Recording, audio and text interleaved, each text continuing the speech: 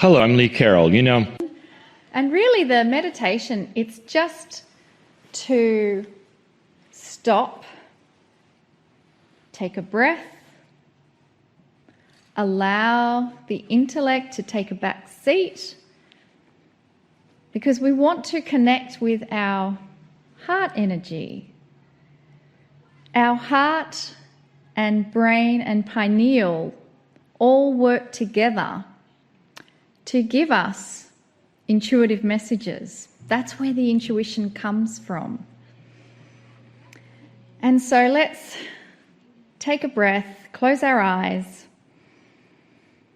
dismiss all thoughts of what we need to do when we finish or what we were doing before we started. This is your time. This is your sacred space. This is your gift to yourself, to sit and receive. Allow yourself to receive the perfect love that Kryon has.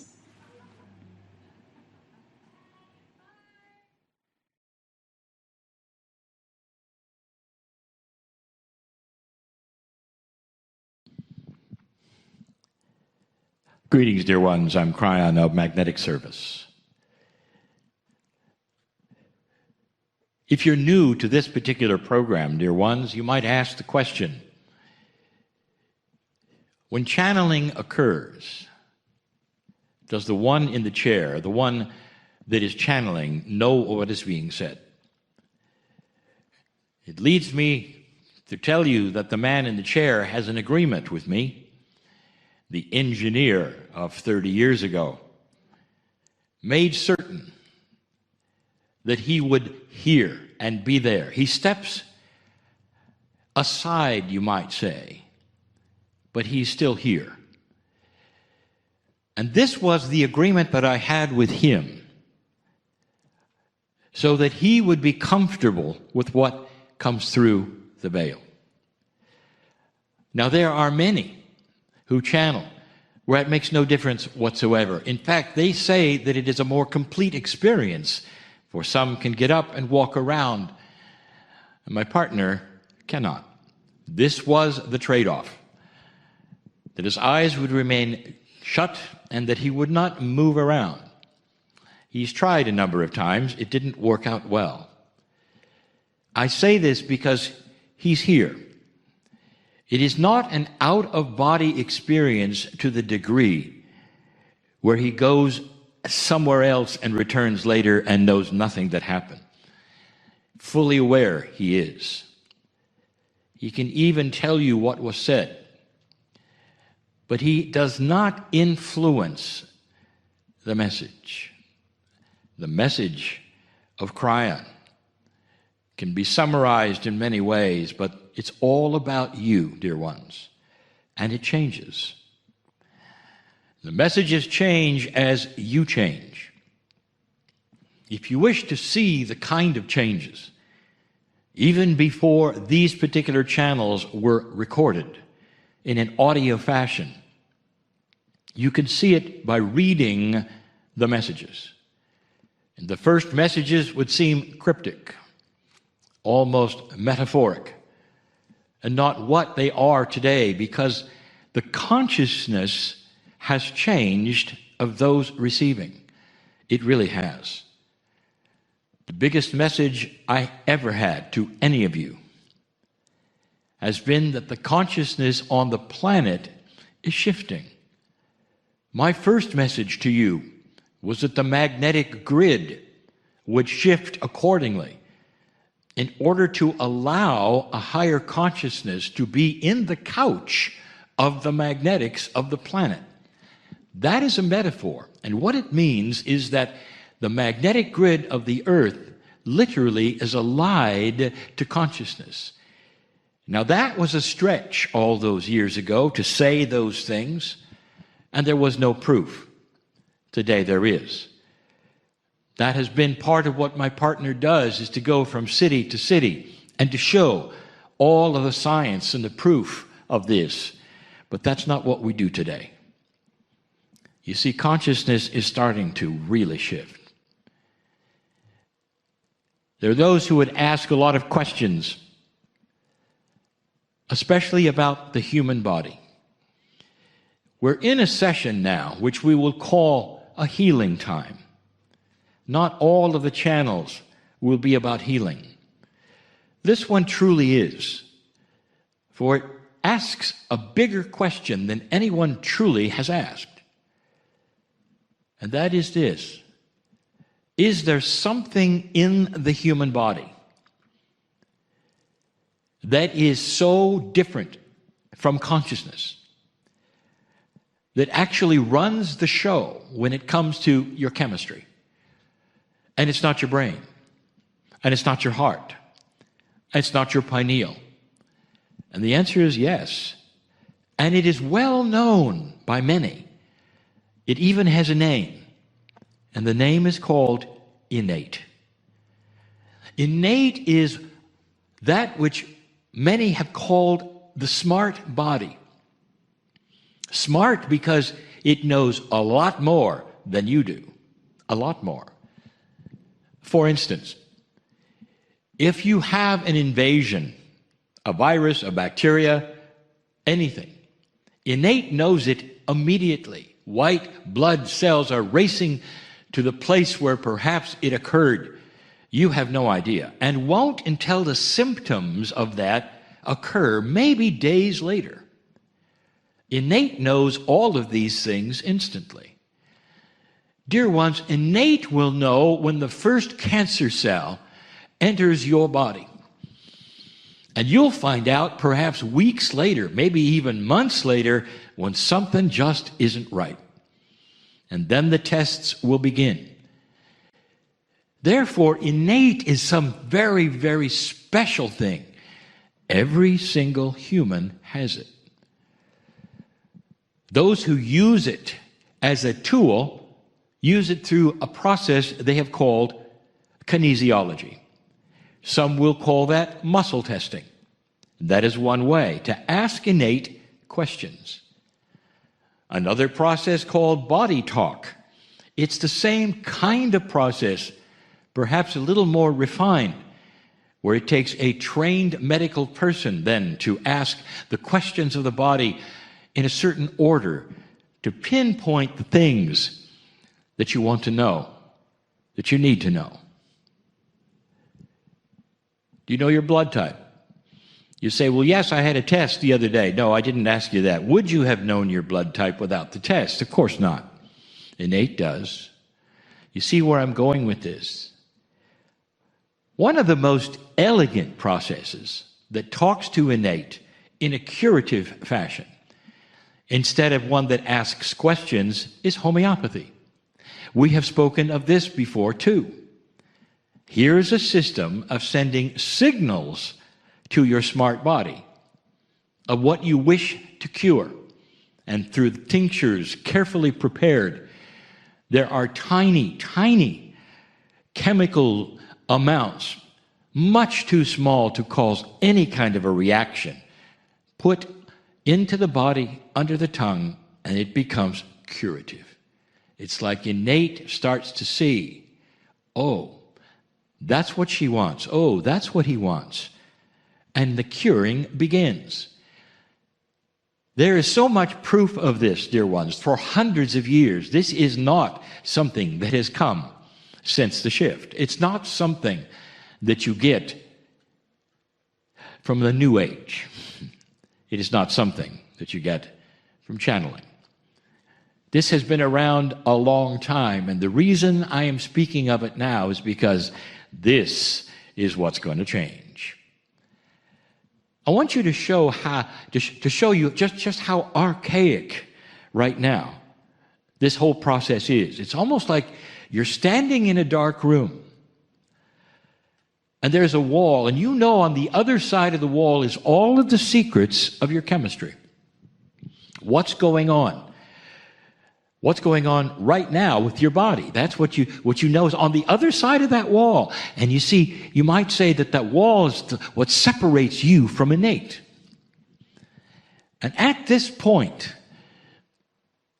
in human civilization, you're still poking the wall. You poke it to see if it pokes back. You ask the wall questions in a certain way. You give it tinctures and chemicals. It's all metaphoric. But do you see what I'm saying?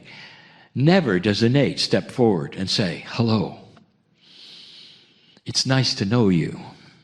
What is it we're going to do today? What if you could do that? You have an amazing body intelligence. That's what it is. It's intelligent. That knows what's going on. That intelligence is responsible for all processes in the body. That particular innate not just knows what's going on, but you might say it's the control panel of what's going on. Of course, it works with the brain and consciousness, the heart, the pineal, but it doesn't represent itself as being one of those things. But it receives instructions from all of them. Here's what I want to tell you. That wall will soon become a piece of paper. And in that, you'll be able to not only see what it is that you cannot see now, but you're going to start realizing you can communicate. You can communicate one-on-one.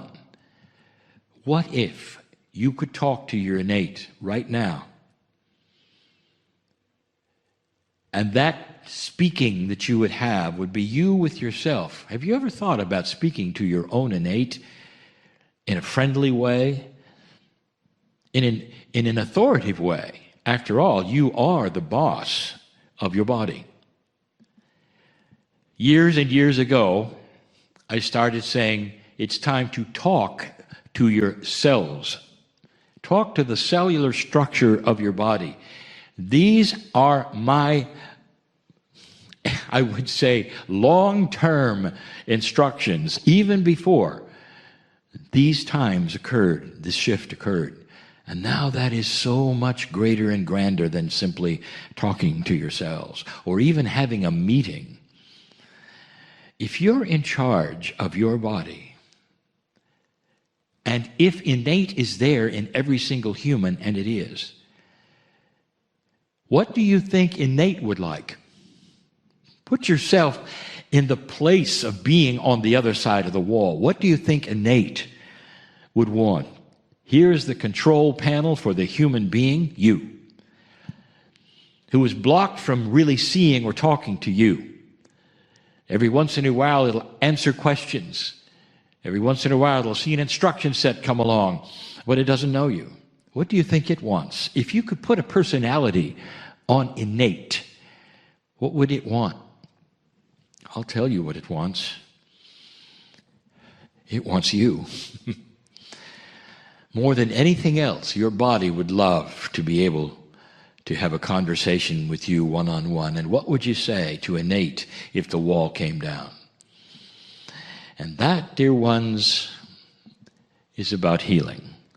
And that, dear ones, is what happens in the circle of 12, because, you see, innate is multidimensional. And you might say, well, how do you know that, Kryon? And I'll tell you, because DNA is multidimensional. That has been proven. Part of your cellular structure is multidimensional. Not all of it. But innate is part of all of those dimensionalities.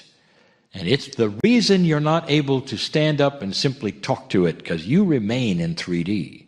But that is starting to change. What would you say to innate?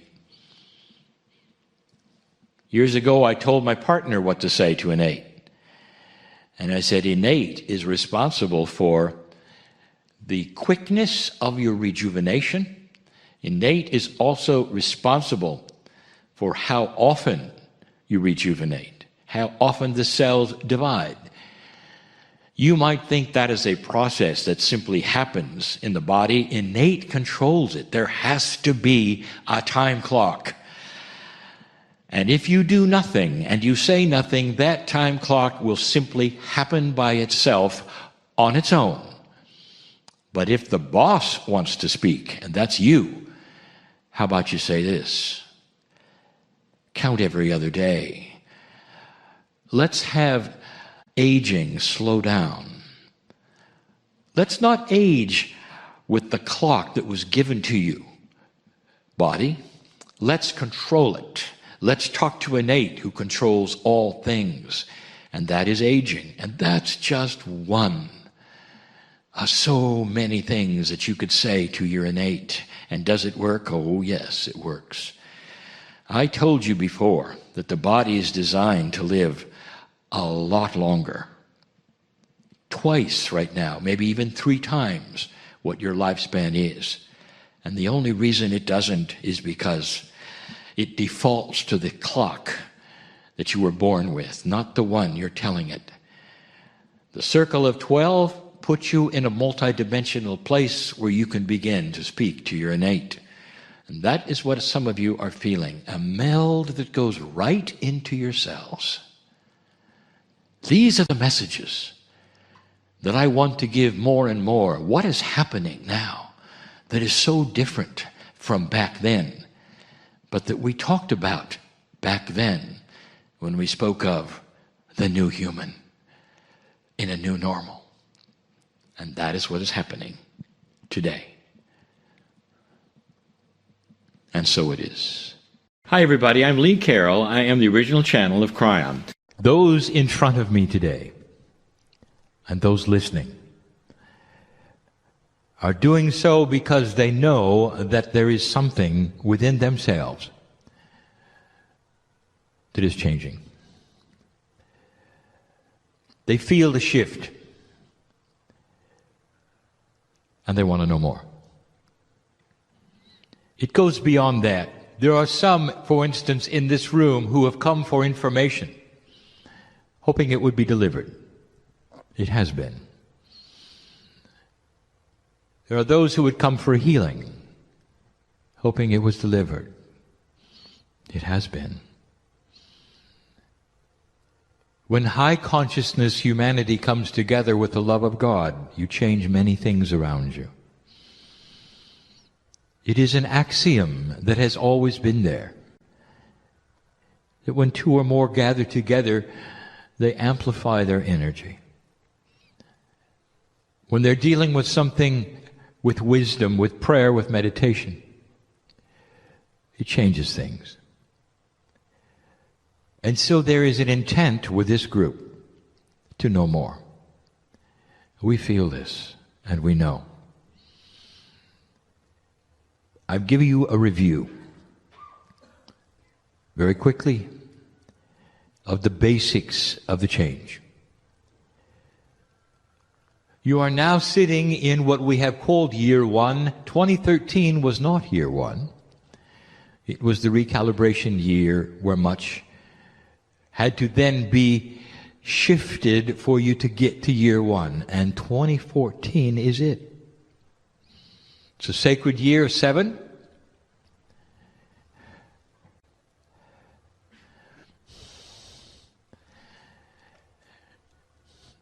And this is what it's about. My partner picks up things that are happening that I show him. Sometimes there are pauses. I showed him one of you, and you know who you are, who's been through so much, and you're still here. His life is easy compared to yours. Every so often I will pick somebody in the group, an old soul, and show him their Akash, and he's in awe. This is on purpose. So he'll see he has a lot to learn about life. The old souls in front of me are going to make a difference in the planet, but they are still humans, and they're still working at a little over 33%. I told you that the change that you are going to experience would shift what you call normal. So let's recalibrate normal and talk about what it might be, adjusting to the new normal. It was back in July that we gave you a channeling about what that meant. So many of you have had disrupted lives, some due to health, and some with the abilities that you have, which we will call that which is metaphysical, beyond physics. I speak of the healers, the readers, all of the sensitives that are listening to this in any time frame. We know who you are. In the process of this change, there will be human attributes of emotion. When things change, you expect them to return to normal. This is your life. When you get sick for a little while and you return to normal. All those who are trying to balance you are trying to get you back to the way you were, and this is a new paradigm, dear ones, not that paradigm at all. This, meaning the change, is a new paradigm. There is no more return to normal. In fact, what we have told you before is it isn't just shifting to a new normal, it's shifting to shift. It will continue to change. And so the new normal starts with getting used to change. And that is not a human attribute that's easy to accomplish. We gave the example, fun to some. Imagine your furniture and your house was intelligent. You go to work and you come back and it has decided to move around. You come home and it's all changed. What you might do is to tell it to behave and put it back where you want it. You can't do that. You see, the furniture now is tuned to a different frequency. It wants to move, and it does. And so you make an agreement with the furniture. Okay, I see where you want it to be. That's good. Let's keep it that way. You readjust the things around it that you like, and you leave for work and you come home and it's changed again. How do you like it so far? The human being has to learn to go to work and know that when they're coming home it's going to be different. Eventually the human being has to acknowledge the furniture is intelligent and say, I got the greatest furniture, it always rearranges itself, I can hardly wait to see what happens next. You walk in the door and you're joyful with the changes. This takes a special kind of human being that acknowledges the shift within themselves. There are certain attributes of being a human that does not like change or shift and longs for normal. So the first attribute is to get used to it, learn to love it, and expect it. Now, how does this work if you are into what we would call the attributes of energy? What if you are someone who has had a body shift of health? What about you? When I say it's impossible to get back to normal, what does that mean to you? Let me ask you. Were you happy with the way it was? How would you like to return to a place where you're healthier than before you got sick? And is that possible? And the answer is yes. That's not a return to normal, is it? You see what I'm saying? It's a return to a better aware state. It's a return to health that you didn't expect. Is that all right? If you're an energy worker in the audience, some of you have been taken for a ride. And that ride is frustration and anger even, that you have seemed to have lost what you had. And maybe what you had was the ability for sensitivity to help people in many ways of their life. You have medical intuitives in here. You have those whose business is to help people in here. And I've heard you cry out and ask, what What does it serve? What purpose of benevolence could it possibly serve to take away what I had? There are those listening to this message who cry in the night because they can't figure out what happened. They know their old souls and they've lost what they had. What we told you, we will reiterate. The broadcast that you have been picking up and receiving that allows these gifts has now shifted frequency and is higher. The receiver in you, which you call the pineal, now has to tune to a higher frequency that is being broadcast in order for you to retrieve what you had. But there is no such thing as retrieving what you had. We just told you that. So what you're going to do is to retrieve what you had plus more. Are you ready for that? You are going to rewrite who you are. A human being, a gifted human being who is a reader in help of others, is going to rewrite their program so that their gifts are enhanced. And you'll see it when they start to return. You got to know some things. It's not going to feel the same. And so here you are sitting, waiting for it to return. I have news. You have to now do something we have not spoken of before. The normal reaction to a health issue is time heals. And if you wait long enough, you get back what you had. The idea of waiting to retrieve some of these things now is not the paradigm. Should you wait or act? In 2013, we told you not to do anything. 2013 was a waiting year. 2014 and beyond are action years. I'm asking you to act. You get up and you push on the door, and I'm going to tell you some of the attributes to try. And you're not going to like some of them because you didn't want to do this. You just want what you had back, right? And we just told you it isn't coming. There are those in the audience who didn't want to hear that. If you wait long enough, it'll return. No, it won't. It just won't. Waiting is not an option. Waiting is a vacuum. The old energy is not coming back. How do you pick up the new? So let's start the training.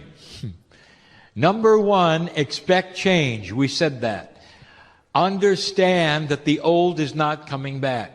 Understand that you're going to be proactive. You're going to push, metaphorically, on some energies and doors in order to reactivate the receiver to pick up the new signals. It won't take much, but you're going to have to work at it. Did you really expect that you could sit there laying around and everything is just going to return like it was? In the energy that we have told you is appropriate for the magnificence of your shift? You thought it was all going to return to the old? It isn't. You're going to have to move. And what I mean is energetically. Get up and move some energy around. Now, each one of you knows what that means because you are independent and you are also specific and unique. Every one of you has their own puzzle.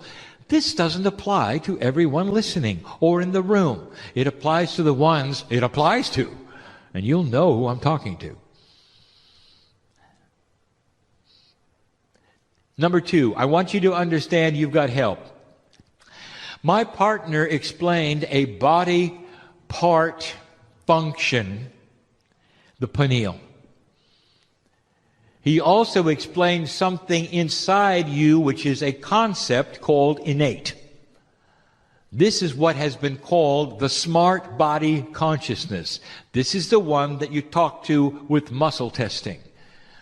This is the one that you're going to start awakening with processes to tell you what to do. It's combined with intuition. But let me tell you something you should know. Your body is listening.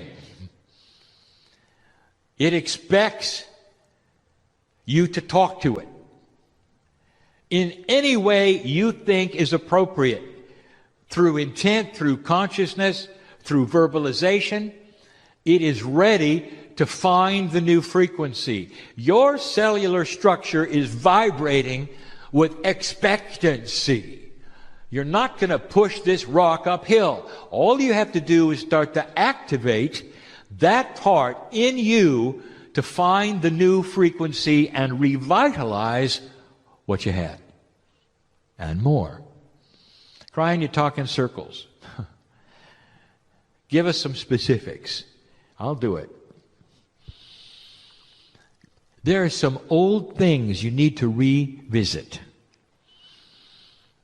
Let's talk about affirmations. Do they work? And the answer is very well. Very well. When you speak things out loud with a consciousness of intent, you hear it yourself with your ears. Corporally, the cells understand what you're doing. Remember, I said your body is listening. Affirmations are the quickest way to change your reality at this moment in time. Does it work? Let's talk about what doesn't work. How many of you know hypochondriacs who have complained about worry of what they would catch? Over and over, verbalization out loud of what they would catch and what their worry would be, what would be wrong with them. And then, much to their shock and horror, they caught it all. That's an affirmation. It works. Whatever you tell your body, it listens and tries to cooperate with. You understand this? The affirmations should be designed by you. You can get them out of books. They probably will work. But what about ones you design for you? Let me give you some hints about affirmations. Now, it's human nature for you to verbalize things in a certain way. I desire love in my life. My affirmation, my desire is to have things happen in a perfect scenario for me. I desire this, I desire that. I desire to work with God in the best way. I desire. You know what the body's going to pick up? You've got somebody desiring a lot. That's all the body's going to get. That's a bad design for an affirmation for a magnificent human being. The affirmation should tell what you have, not your desire to get it. Do you understand? The affirmation is, I am love, I am healthy, I am this, I am that. The I am is who you are. And as you speak these things daily and out loud, there is a process. The repetition, dear one, is not just entertainment for God. Because some feel that way. You're speaking it over and over. Who's listening? They don't understand. The innate is the bridge that you must build between your corporeal and your innate has to be built in this way. Start talking to your own cells and your own innate. I am love. I am a reader. World class. I am a medical intuitive that helps people on the planet. I am one who God uses every day to help humanity. I am love. I am kind, I am considerate, I am patient. I am in love with my relatives. I am. Your body will hear this over and over. All right, Kryon, I love it. How many times do I say it and how loud? We are entertained by your ignorance. By now, you've got to know. When you're dealing with you, only you have these answers, dear ones. How often should you say it? There's some of you who've got to say it as you drive from place to place, just to remind yourself who you are. Others of you, once a day. Others of you, twice a day. What are the issues? What are you trying to do? You've heard it before. Don't try. Be. This really, truly is the beginning of change. I have the new frequency and I'm working with it. All of those attributes that I was worried about are now in control and back. I am a healer. It's not wishful thinking. The affirmations is a statement of truth. Let me define something yet again that you should know about. Human nature works with a human brain. The kinds of things we're discussing right now are fully linear to you. But they have a multidimensional aspect that you do not really truly understand. Words in the air are frequencies. Statements of intent are energies. You cannot see them and you cannot measure them. And they are absolutely powerful. Prayer works. Meditation works. This is quantum physics. The numbers would astonish you of the energies that you can create by simply stating things to yourself in the air. Kryon, do I have to have them out loud? You know what? I will say it. It's better if they are. They have a more concrete approach to your own system if your system hears them 3D through the air from your mouth. Yes, you're able to do it without speaking if you wish. Not all can, dear one. You're looking at a vibratory shift. You're not looking at the way things used to be. What stands in the way of this? And I want to tell you, I want to show you the example. If you are, for instance, a master carpenter, what if truly your talent was so great as a carpenter? Years and years, you could take a nail and swing a very large hammer in such a beautiful, elegant way that you could pound the nail in with one swat. All the way into the wood, you had figured it out. Your aim was perfect. You knew what kinds of woods would take the nail that you had. You never missed.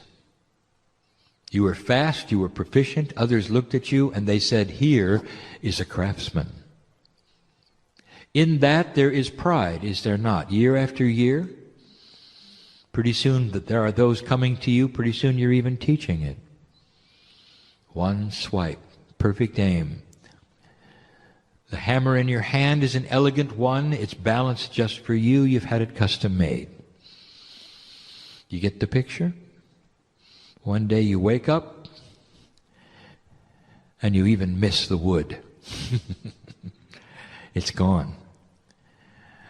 And you try to get it back. Nail after nail bends. You end up hitting your thumb a few times, so you're more careful. What is your reaction to that? What is your human reaction? I want you to walk through this with me. Anger? Yes. Frustration? Yes. And what is the conclusion? You lost it. It was good while you had it, and now it's gone. This is what I will call the finality of 3D. The human who goes right to the conclusion that it's over. The reason is because you've never experienced this before. You don't know what's coming. You don't know what you don't know. Therefore, frustration, anger, I quit, it's over. Some even will turn their back on God. So profound is this. What have you been given in your life that you cannot handle? It is so awful that you'd give up on God. And I will tell you, whatever it is you tell me, that is really human of you. It's beneath your magnificence. It's not logical with the God inside. And what am I telling you? I'm telling you to get over yourself. It's coming back, craftsman. You spent all those years doing this. What do you think? You're just uncoordinated suddenly? No, I will tell you, the hammer changed. And the nail keeps moving around. What do you do about that? You learn where the nail goes because you know where it's going to move. Now you're not just hammering in static nails. You're hammering in moving nails. That's much better. You're much more talented. A carpenter who can pound in moving nails. It's a funny premise, is it not? And that is exactly what we're looking at. A talent that increases, but did you see how the parameters moved around? What if I told you your hammer was different? All right, what do you do when your hammer weighs differently and is balanced in an unusual fashion? What you do, get ready for the word, practice. It's beneath some of you to start over.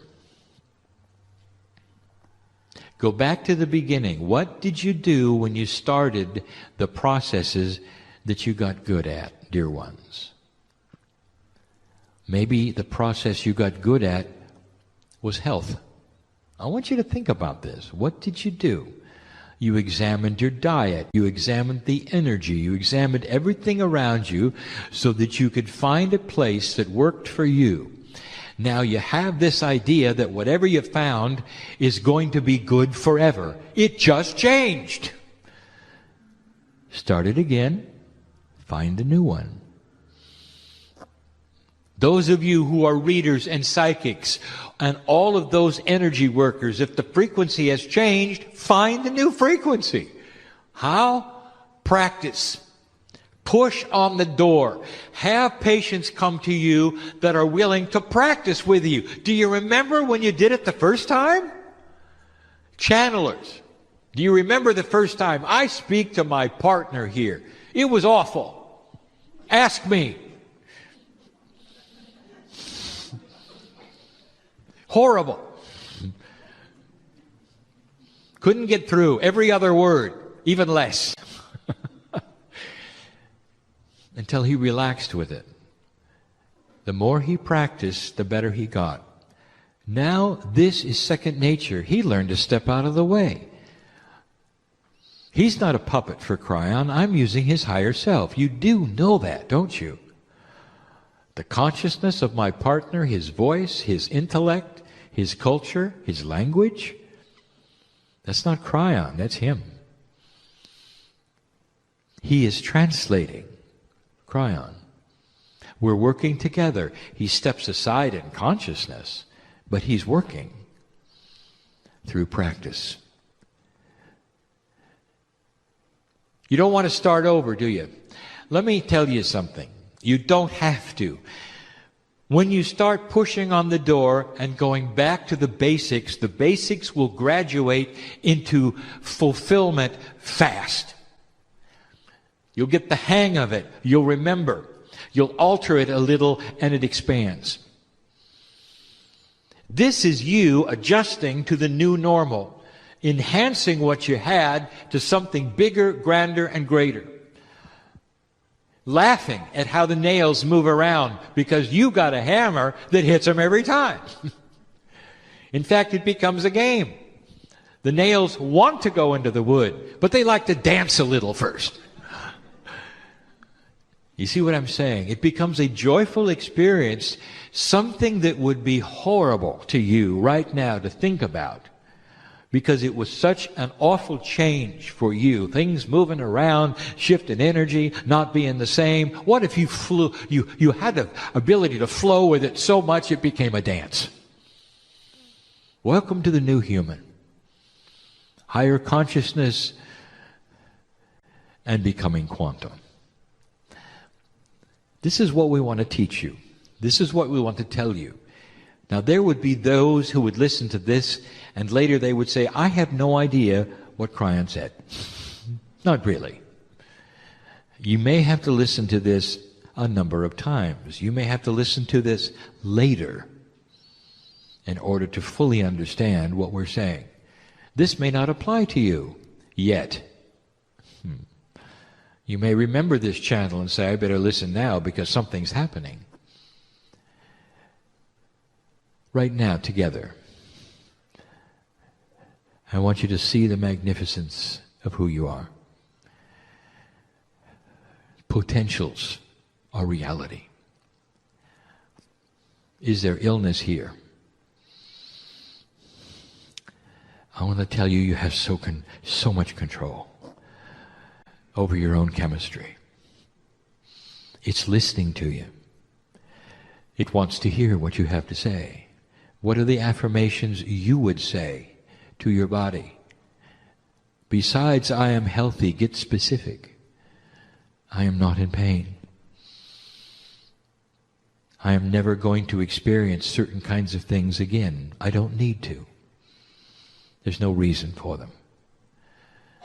You'll find you have more control over your body than you ever thought you had before, even over those things which medicine tells you you cannot do. My blood is clean. My blood is balanced. I'm telling you, you as a human being in this new energy, have more power in these words than you think. Affirmations? Yes. The energy caused from them, you've never seen anything like it. That's what the new energy is going to deliver. Starting over? Yes. But not to the same number of years to practice, just a little while. Go back to basics. Push. Stop waiting. It's time to act. Getting used to the new normal applies to many of you right now and some of you later. And of course, those who already figured it out. This is our message for the day. Sit with me for a minute, just a moment. You realize who you are. To receive this message, do you know who you are? Lemurian? He helped start the civilization that has the peace of God inside. Many of you are your own ancestors. You have been through this earth history. So many of you. It is not an accident as my partner moves around the globe that he speaks to only old souls. I want you to think about it. Do you deserve to be free of pain? Do you deserve to have all of the things back that you might have thought you lost?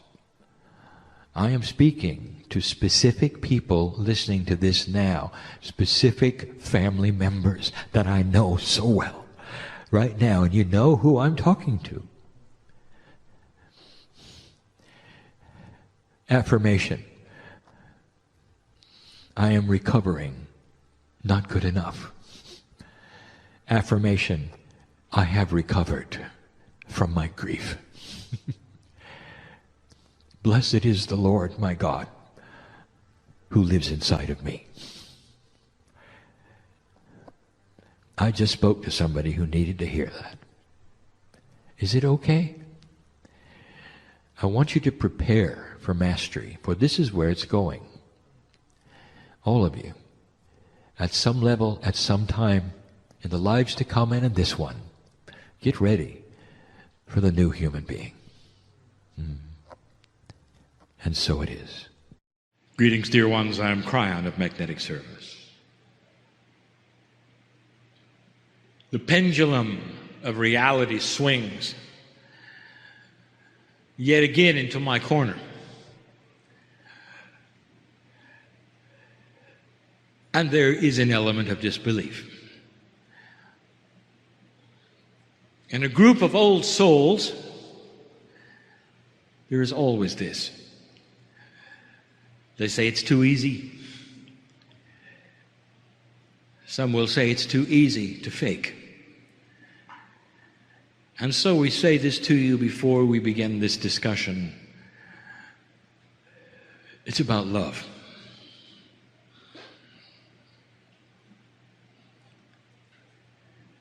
That's what it's about. It always has been, and it always will be. And it's not the love that you think.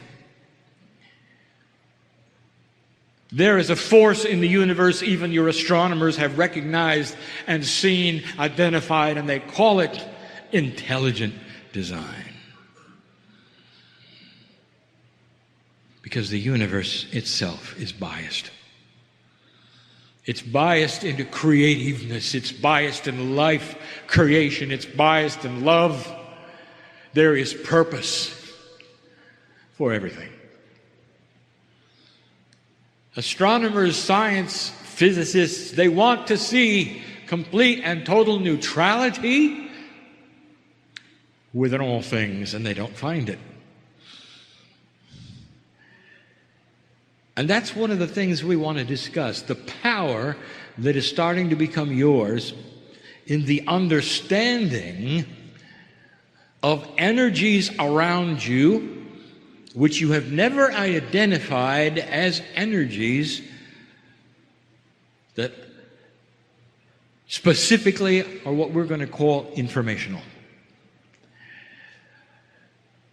This is one of the first multi-dimensional channelings of a series, starting to explain to you in a better fashion concepts that have been misunderstood or not explained at all, in order to start you thinking about what you can do. And that is the purpose. It's a big distance between the nucleus and the electron haze. If you could go with me to the smallest of the small, you'd find an enormous amount of emptiness. Physicists will tell you that most of you are made of nothing. And it's only because they just don't see what's in the dark. And the multidimensional truth is this: between that which is the nucleus of the atom and the electron haze, it's filled with information, energy, love, and intelligent design. Difficult to explain how this manifests itself to your reality, but that is indeed the subject. So we'll start slow and easy. There it is, my friends, a rose. Imagine it. A beautiful rose. This one's red. And you don't like it. You don't like the thorns, perhaps. Maybe you don't even like the color, perhaps. And you say to yourself, I'd like it a lot better if it was a daisy. But it's a rose. Now, in single-dimensional digit thinking, or law 3D, the scenario is this: it's too bad you've got a rose when you wanted a daisy. Because it'll always be a rose, you know. And if you could look at the seed that the rose grows from and regerminates from, it'll always be a rose. Too bad about the rose, he might say. And so the consensus of thinking and the actions around it are this: it will always be a rose, therefore I will never be able to change it. Now consider for a moment a multi-dimensional scenario where the master gardener visits the seed. Imagine for a moment that the master gardener can tell that which is the seed to systemically alter the information of what it is. And so that the next time the cells start to divide, the thorns drop off. And the color changes. And maybe, even maybe, a daisy grows instead. And what would you call this? And the answer is a miracle. And that is how you define things that look out of the purview of your dimensional reality. I want you to start looking at these things differently. I want you to start seeing information that is multidimensional as energy. A tremendous amount of what you just call energy is only information. It leads us to the next phase of this teaching. For now we give you a discovery on the planet that has been made, that is being used. And the discovery is this: that you can address the cells, that is to say, the DNA portion of the human body, to change its informational structure. Not to belabor an issue, but you must remember what the scientists discovered about DNA. 5% of it is chemical, protein-encoded, gene-producing engine. 95% seems to do nothing. So what you have is this: a DNA structure, one DNA loop that has 3 billion chemicals in it, and 5% is the engine of the biological race car called the human being. And 95% is the driver. It's a consciousness. It's energy. It's information. And it's huge. And if you could change the information in those DNA parts, what would you say to them? Well, let me give you an example of something that's already been done. Let us say you're born with a deformed heart. Here is a heart that is not operating properly. The valves don't fit. And let us say that that is who you are, a red rose with thorns. And so in your reality, you're going to die sooner. You will not operate well. You may be on drugs when you're older, and you'll always have a deformed heart. You might ask the obvious question: since all of the organs rejuvenate many times over your life, why is it systemically that those stem cells are given information to continue rejuvenating a broken heart? Why does it stay deformed? And here's the answer. because the information stays static.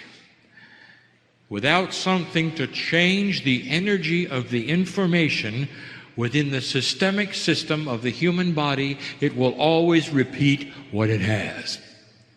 The rose will always be the rose, and the thorns will always grow there.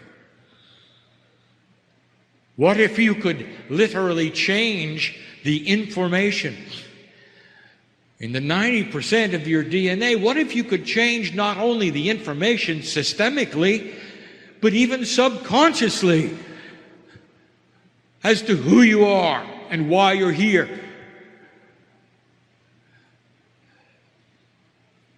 They're starting to learn how. Addressing the information energetically in DNA so that the stem cells are given a pattern of perfectness instead of the deformity. And as the heart then starts to regenerate, as all organs do, slowly it becomes a functioning heart and the valves fit. And you think that's science fiction. I'm telling you, it's being done now. For on the planet, multidimensional inventions are starting to occur. There will be many more, pushing the envelope of your believability and changing physics. You've seen this, and you don't even know you've seen it. I'll ask you some other questions that you haven't really thought about. We brought these up before, and now we can discuss them more fully. Why can a starfish grow back an arm and you cannot? Because the programming in your body, in your DNA, in the information, the race driver driving the car has been instructed that those kinds of things only are to be done in the womb. And the instructions are always that way, and they repeat every time a cell divides. There'll come a day when you can change the instructions and you'll be able to grow back a limb. All of the chemistry is there. It's not that hard. But the instructions say you can't. And so they don't grow back. Imagine the race car driver in a splendid machine that can go for so long with instructions that he can only turn left. That's what a race car driver does, you know. What if you straighten out the racetrack and suddenly you got a left-hand only driver? What happens to the driver when the racetrack straightens out and he doesn't know how to do anything but make left turns? You got to change the information that he has. And that is what is being done. When the spinal cord is severed, there is chemistry that races to the place of the severing, so it won't grow back. Did you know that? There is a hormonal proteinal structure that actually keeps it from growing back. How does that serve humanity? Well, it doesn't. Nerves are designed to grow back. And they don't. Did you know they even have addresses, color codes? They can find each other in the dark and grow back. And they don't. Because built into the race driver's information is not to grow back a spinal cord severing. There'll come a day when you can reprogram the systemicness. Stem cells exist everywhere in the human body. alive and well. They are what pattern what happens. Chemically, they are responsible for a human that is predisposed to disease. And that predisposition will be then carried to the child. And the imprint and the energy and the information of the 90% will continue and continue and continue unless it's reprogrammed. Unless the information is given to it to become different. It's not chemical. It's energy. It is multi-dimensional energy. New technology to reprogram pieces and parts of the body. Do you know what this means? There are women in the room who respond to this, who carry a gene that their ancestors carried and that they carry and that their children will carry on predispositions to certain kinds of weaknesses. And when you can rewrite your genetic print, none who follow will have it either. Do you understand what I'm saying to you? Your children and your children's children will only have the reprogramming. They will not have the original information. Energy is like that. Informational energy is like that. And there's a lot of it on the planet. There are systems on the planet that have been misunderstood for a long time. Let me give you a couple. This is controversial. You may not agree. You may not like it. But I'm going to give it to you anyway. Humans love things that go bump in the night. They love to be frightened. They love to be scared. They love movies that scare them. And they love haunted places. Have you seen the upsurge in the interest of haunted places? Now let me tell you what they are and why they work the way they do. And now we get into the power of the information of the Akasha. Human consciousness carries an imprint which affects the planet. And we have told you this from the beginning, 21 years of it. Human consciousness is what is going to change the planet. Human consciousness is information. It is information that you develop based upon what you think. And it's powerful.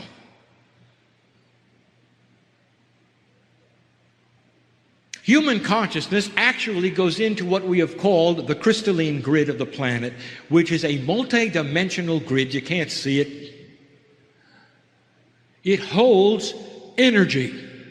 It holds information. When the planet is measured for vibration, it is the crystalline grid that is measured. And the crystalline grid only has on it what humans have put there. An interdimensional record of thought, of lifetimes, of happenings. And here's what I'm going to tell you. In certain conditions, in certain ways, a human life or an interaction of multi-lives together in a scenario that is profound for whatever reason of its profundity will create an imprint in a place. It's information and energy that will replay itself over and over and over like a recording tape in 3D. It's a haunted house.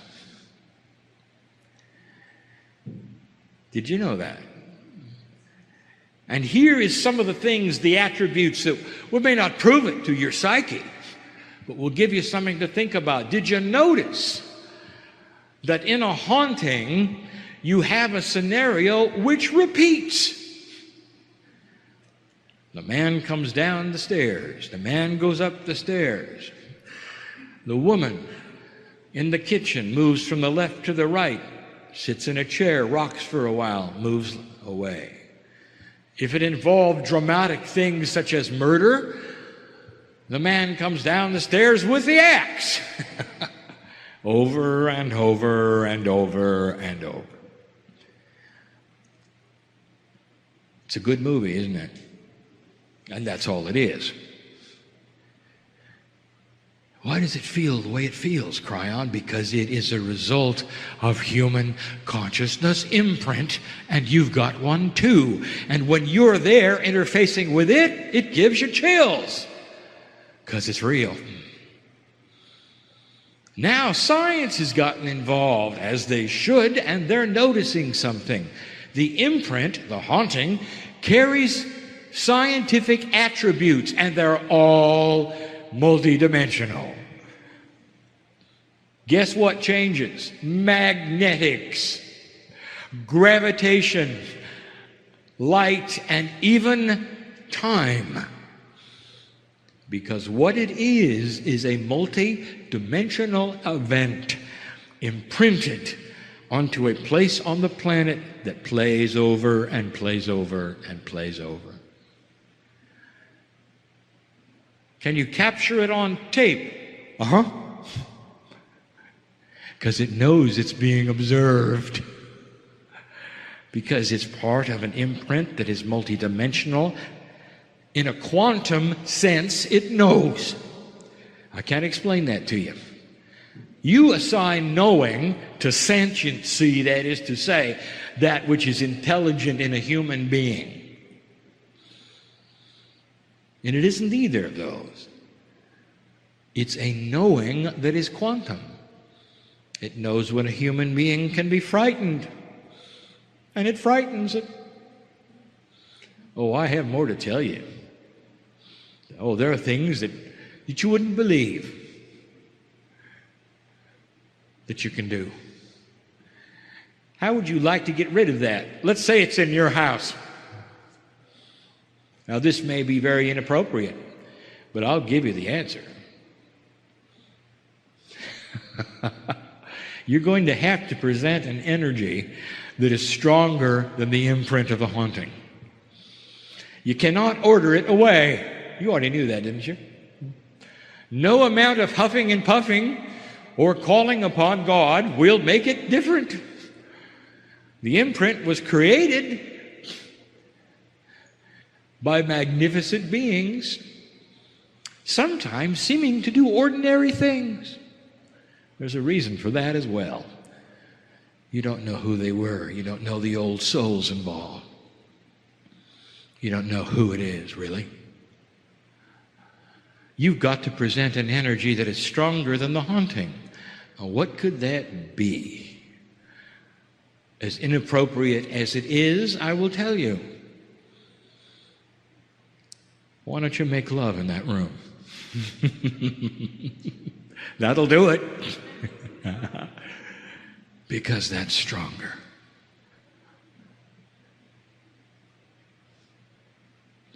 Anyone who's been in love in the room, and there's some secrets here that I know.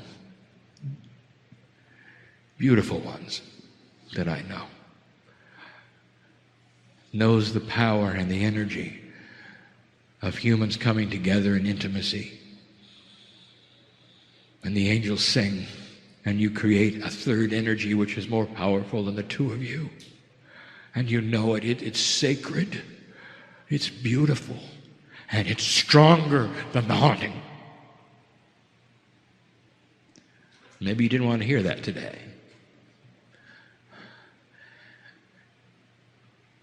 Well, what about other things? What about like demon possession and all these? And I will tell you this, it's different than you think. Because there are no demons. Humanity can conjure up the most evil of the most evil, and it can do it all by itself. And you knew that too, didn't you? Because you're powerful. The pieces in God, in you, even in your mythology, are responsible for the devil himself. A fallen angel, how can that even be? It is a metaphor of what a human can do on the earth with the energy that they have. things are not always what they seem. What about talking to the dead?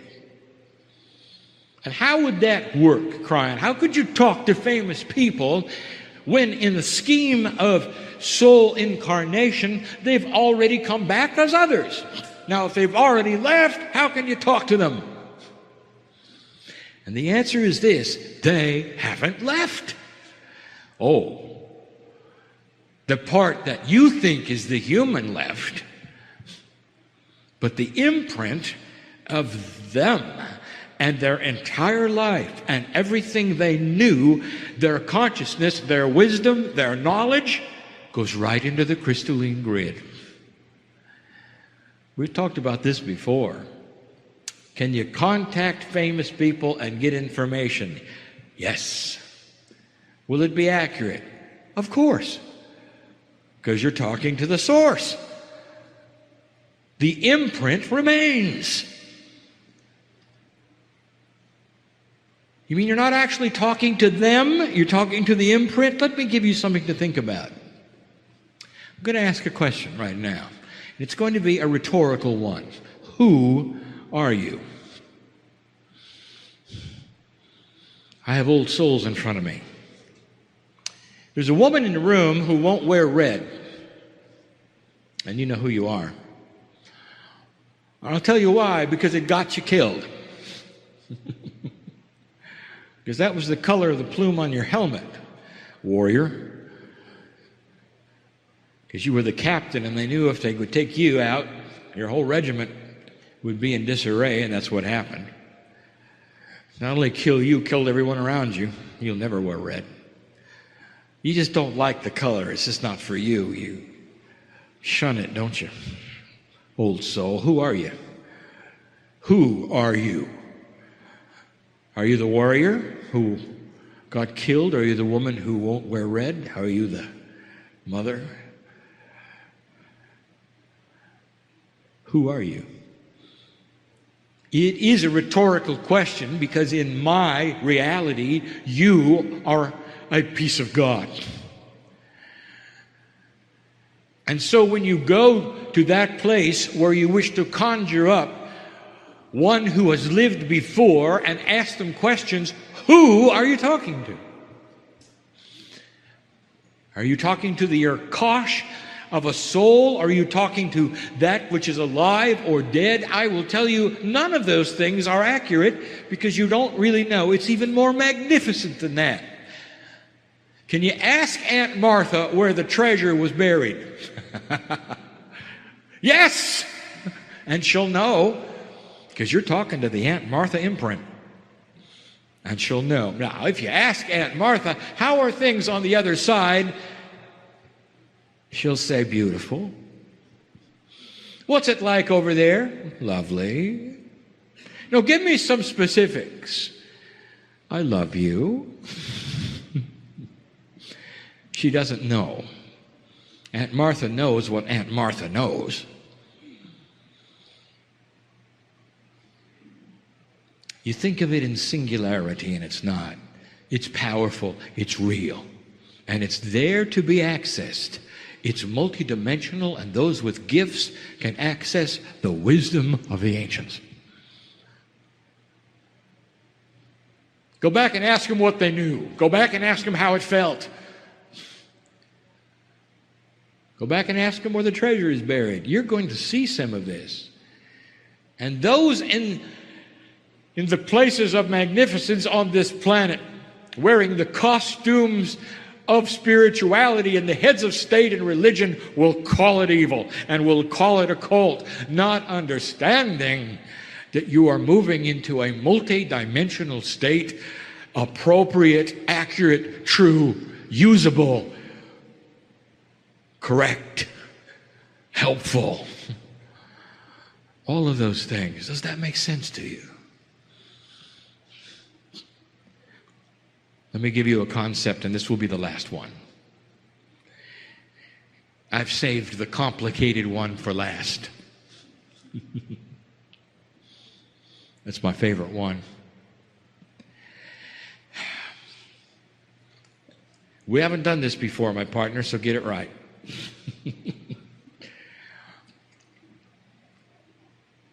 I want to show you how time works. And I can't. Because the reality of the complexities of multidimensionality preclude the human being's ability to understand it. It's simply not teachable. So I will metaphorize it and give you it in its simplest form, which is only a fraction of its reality. Time. We mentioned today that it is a singularity for you. There's only one of them. There's no multiple times. There's only one. And you're on one track on the planet. You're all on the same track. That is a singularity. It only goes one speed. It always has for your life. It doesn't move. The truth of it is it moves all the time. Another truth you don't understand is that each of you can step off the track and create a faster or slower one. You don't know that either. How do we explain this? So let me singularize it and pretend you're all on the same track for a moment. That's what you think anyway. That's easy. And I want you to build a track, a train track, which is time. I want you to put an engine upon it which goes in one direction very slowly, and that's you and your life. I want you to make the train track, however, go all the way around the earth. Now, to your perception, because you can only see to the horizon, the train track goes straight. The truth of the matter, it goes all the way around the earth, and you're looking at it behind you. Create that kind of time for a moment. Now that puts time in a circle. Now that is confusing because it's a conundrum for you. In 3 dimensions, you cannot put time in a circle. It is in a circle. Because it's in a circle, however, take a look at some of the attributes that are confusing to you.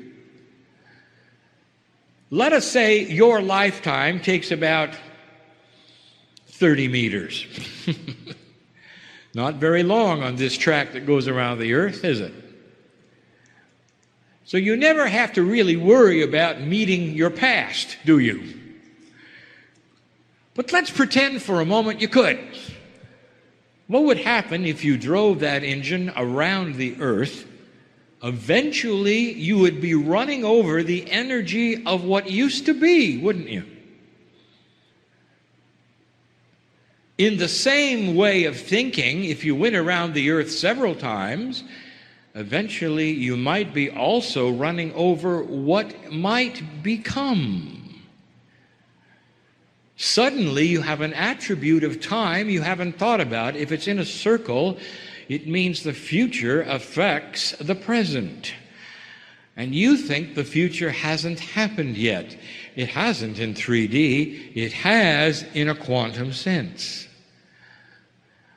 Now, I'm giving you information right now, and I'm giving it to you this way because there are scientists looking at it in that way. Is it possible that the future could give you energy and information now? Think of this train track for a moment, and let's get more complicated. It's got layers now. Every time the train goes around it, which is a human life, things change. What if it was humanity in that engine? Now you have the past, present, and the future of everything that's ever happened on one train track in a circle. Now you have a situation where you could stop the train, dig down in the tracks, and maybe if you had the ability, pick up something that either hasn't happened yet or happened before. I didn't expect you to understand it. Only listen to it. Because that's what's happening. Let's complicate it. Let's say this track has to go up some hills and down some valleys. And the hills and the valleys are always the same. If you were smart enough and had a system that understood this time, you could create bumps where it might be difficult or easy and actually put them on a map. You might even call them time fractals. And you might be right. And every time you hit that place in time, whether it was in the future or the past, you got a hill or a valley. And I want to tell you what's happening at this moment, dear human being. I just gave you the simplest way I can give you the attributes of multidimensionality when it comes to time. You are visiting potentials that in your mind have not happened, but in a quantum sense have. You are receiving a vibrational increase so that you can look at the track of time and select where you want to go. You are looking at the potentials of the quantumness of vibrational shift and creating a culture that is going to go beyond what you think it could go, because it's going to fly in the face of all prophecy. Because prophecy is based on one track that does one thing over and over in 3D. And as soon as you start to become multidimensional, information becomes energy. And in that track of time is information of the potentials. Okay, I'll tell you, nobody asked, except the ones who are asking. It would seem like I just turned a page because there's someone in here who wants to know what a crop circle is. And so I'll tell you, it's a good thing you ask. It's an energy stamp from the future. How about that? Now you don't know anything more than you did before. Not a future that you went through. A future that has such a grand potential and a quantum state that is one with everything. You've already lived it. You're in an entangled state with that which you think has not happened, but which has happened so grandly, you already have peace on earth. And 21 years ago, I showed it to my partner so grandly. He can't deny it. It's his reality. And there are things in the room you can't deny, because there are realities of you putting lives together, healing bodies that you've already done. That's how grand it is. You're in an entangled state with a reality that's outside of your dimensional perception. Hard to teach, hard to understand, but easy to feel.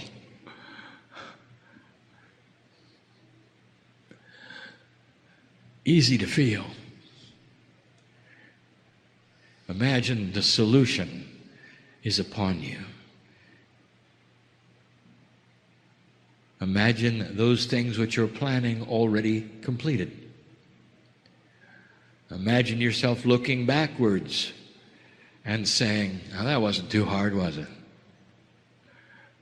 Imagine the most perplexing things you've brought to the table today over with. Now, how do you feel about it?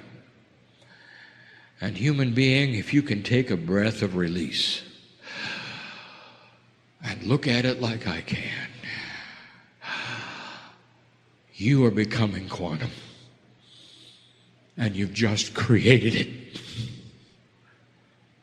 Congratulations. Now go from this place in your three-dimensional way and walk through the steps that you've already done. And that's my message. Information is energy. In a multi-dimensional state, all things are possible.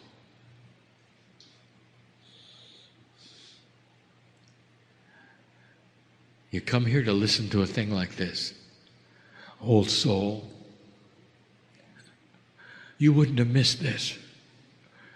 And I'm not talking about this meeting, I'm talking about this life. How many times have you lived waiting for this? What do you think the wisdom factor is in your Akashic record? If you've lived and lived and lived and lived and lived, how about that track of time? How many layers does it have for you? What about going in, drilling down, and picking up the wisdom of your ancients? Because many of you are your own ancestors. It's about time you started seeing it in that way. My partner says, leave differently than you came. He got that from me. Do it. Do it. And so it is.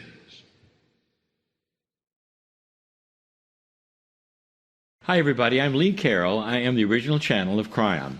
All right.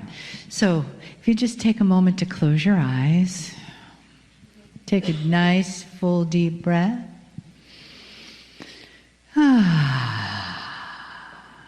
Let's do that again. Big inhale.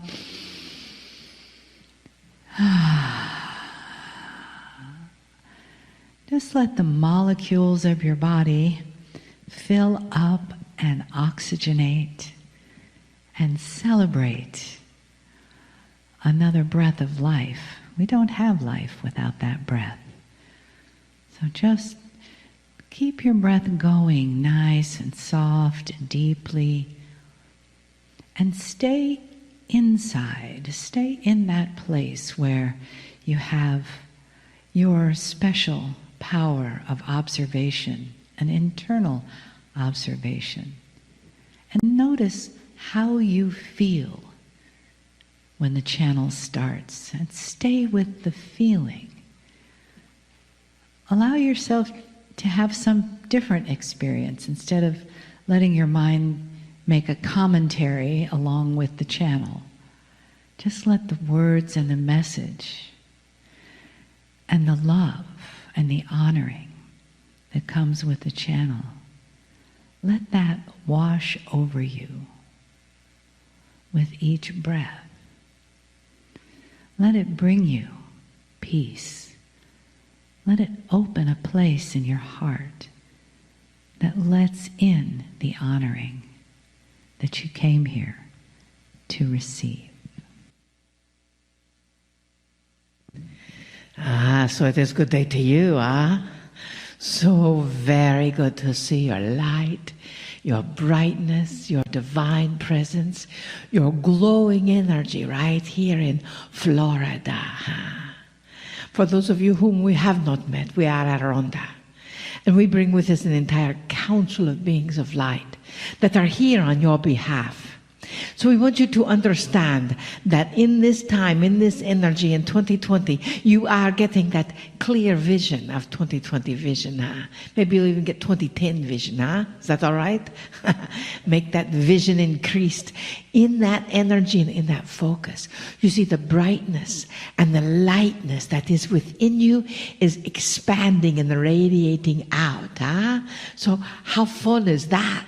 To know that you are the connective force in this universe that is expanding the energy and acknowledging the energy and keeping it focused and keeping it clear and keeping it pure. Right here in the corner of this world.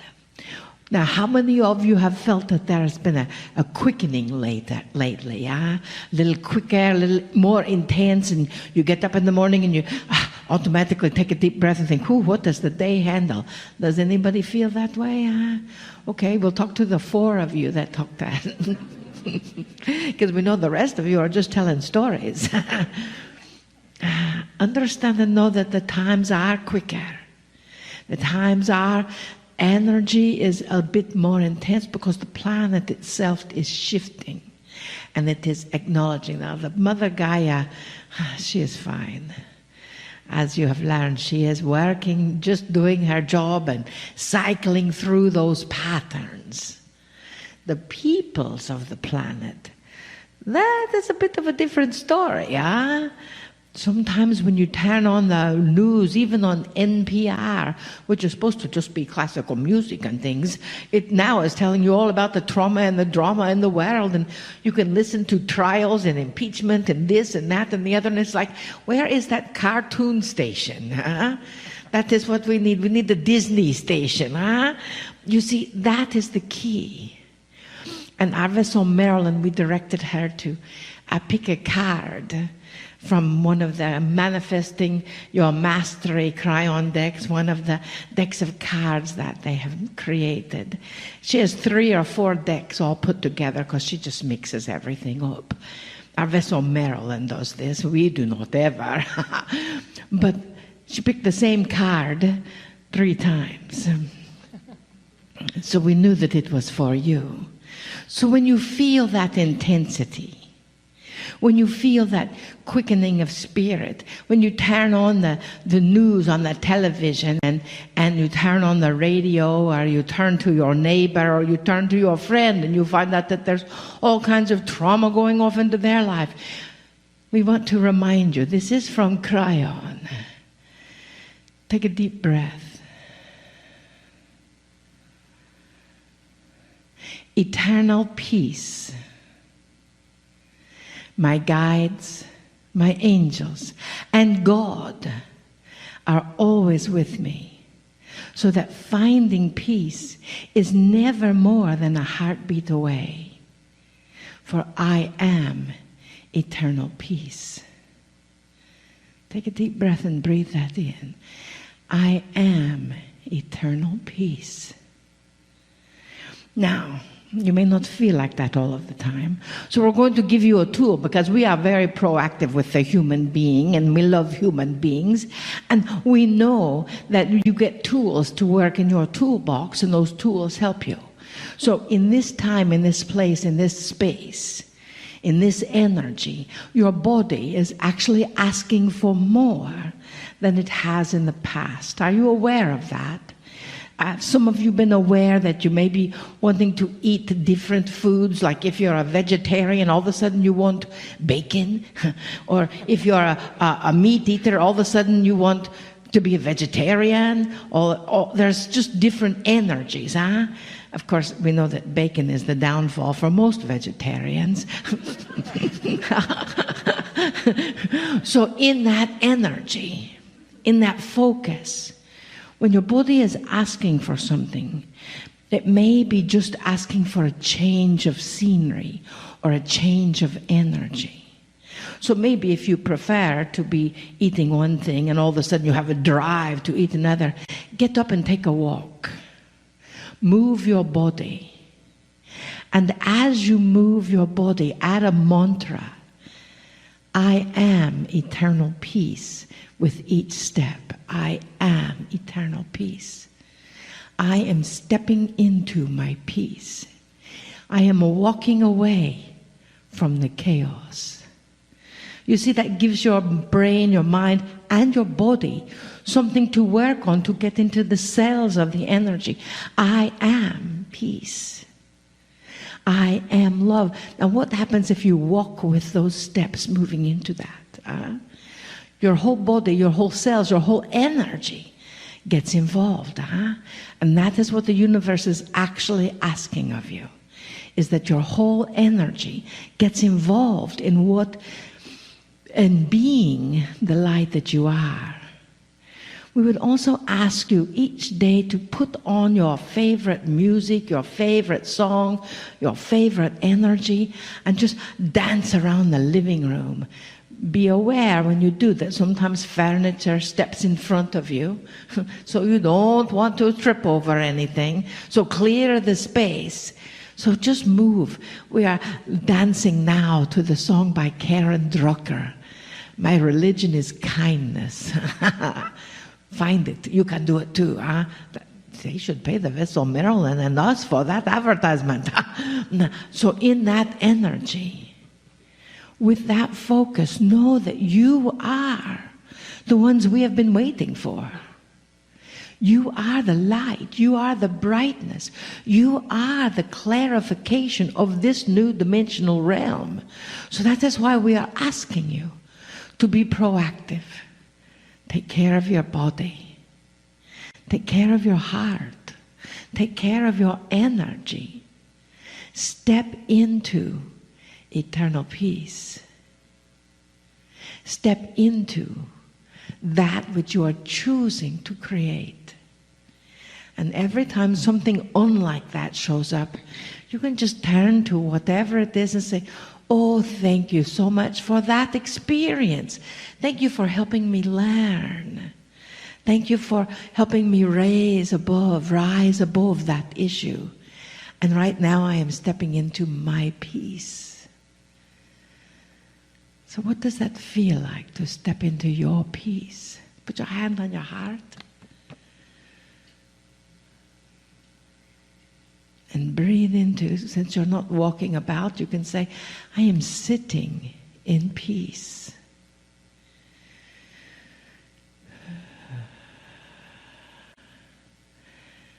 I am always in peace.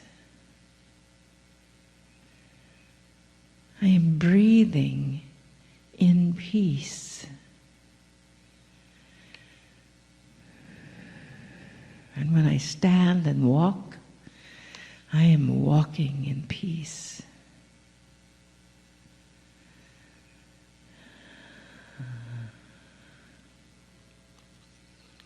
And with the illumination getting brighter and brighter, we are grateful for you. We see you. We know that sometimes that peace is a bit fleeting, but always know you are not alone. No matter how much you try to argue that point, you are not alone. You are one with us, with Kryon, with the universe, with Source, and with you. They are all one. Woohoo! We honor you. And we are thankful to be in peace and that one with you. Namaste. Greetings, dear ones. I'm Kryon of Magnetic Service.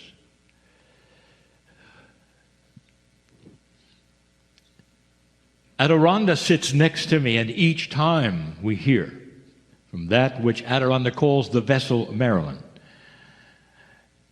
with that wonderful female voice, she speaks of love and compassion and oneness over and over, year after year. It tells about who the human being truly is. It's an invitation for discovery. Discovery of that which perhaps you didn't know you had. And that's what we wish to speak of today. I would like this to be a series of channeling information, this being part one.